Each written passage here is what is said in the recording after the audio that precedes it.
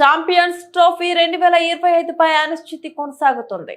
భద్రతా కారణాల రీత్యా ఆతిథ్య పాకిస్తాన్ కు టీమిండియాను పంపించబోమని టోర్నీని హైబ్రిడ్ మోడల్లో నిర్వహించాలంటూ ఐసీసీకి బీసీసీఐ సమాచారం ఇచ్చిన నాటి నుంచి వివాదం మొదలైంది.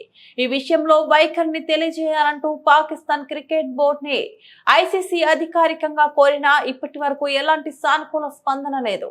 హైబ్రిడ్ మోడల్ విషయంలో విముఖంగా ఉన్న పీసీబీ మొండిగా వ్యవహరిస్తోంది.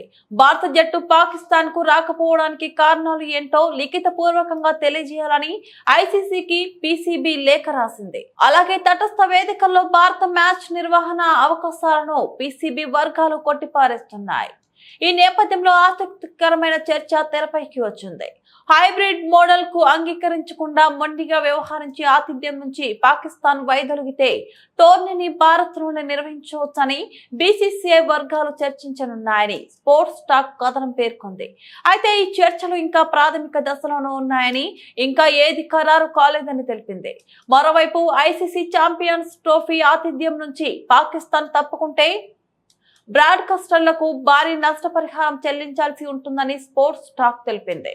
ముఖ్యంగా భారత్ వర్సెస్ పాకిస్తాన్ మ్యాచ్ కు బ్రాడ్కాస్టర్లకు పెద్ద మొత్తంలో నష్టపరిహారం చెల్లించాల్సి ఉంటుందని పేర్కొంది.